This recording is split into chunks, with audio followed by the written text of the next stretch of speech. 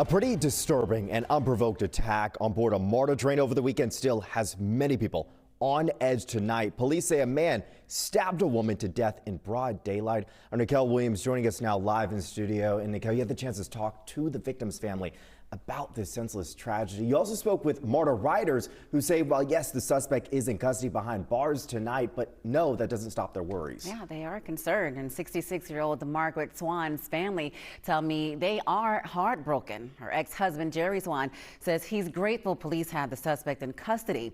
We also talked to MARTA riders today who are worried about their safety. And with the FIFA World Cup kicking off next week, they wonder whether police can handle the influx of people. Margaret Swan was riding a MARTA train in Atlanta when a man violently stabbed her to death. It happened Saturday here at the Oakland City Station.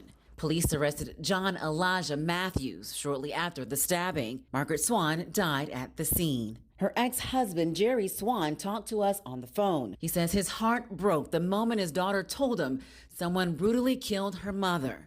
In my mind was, why did he do that to such a nice person? He says Swan was a caring person who loved her family. She was on her way to keep one of her grandbabies when it happened. Nassar Alexander lives nearby and says hearing about the stabbing is frightening because he uses MARTA every day. That was an innocent lady. That means if she was innocent and she ain't do nothing, what's stopping somebody from hurting me? MARTA officials say they have close to 300 officers working to keep everyone safe. Some were visible at the station Monday. They're tightening security even more now as they plan to protect large crowds of people coming for the FIFA World Cup. Does that make you feel a little bit more comfortable knowing that? Yes, ma'am. But still, even with a lot of police officers, crime's still gonna happen. John Elijah Matthews is charged with murder.